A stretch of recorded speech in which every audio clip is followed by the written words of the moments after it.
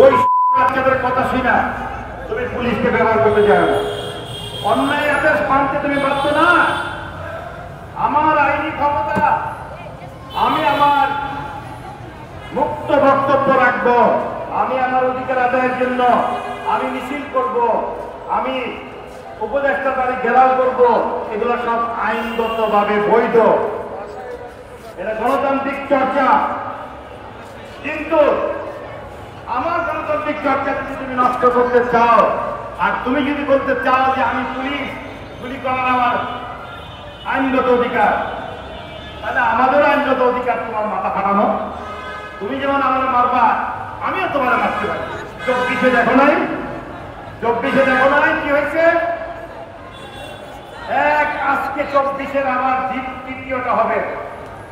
আজকে পুলিশও মরবে, আজকে আমরাও মরবো। দেখি এই দেশে কি হয় আর কে কি আছে।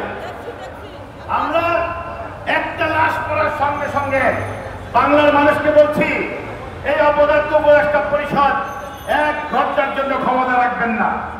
আইন হাতে তুলে নেবেন, যে যেখানে আছেন সেখান থেকে আইন অমান্য হবে।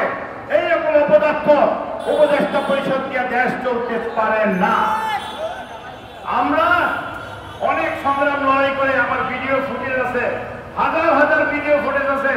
আমি এই সরকারকে তৈরি করেছিলাম, এটা একটা সরকার তৈরি করেছি, এটা একটা সরকার তৈরি করেছিলাম।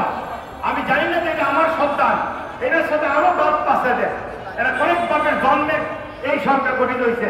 এটা 24-এর সরকার না।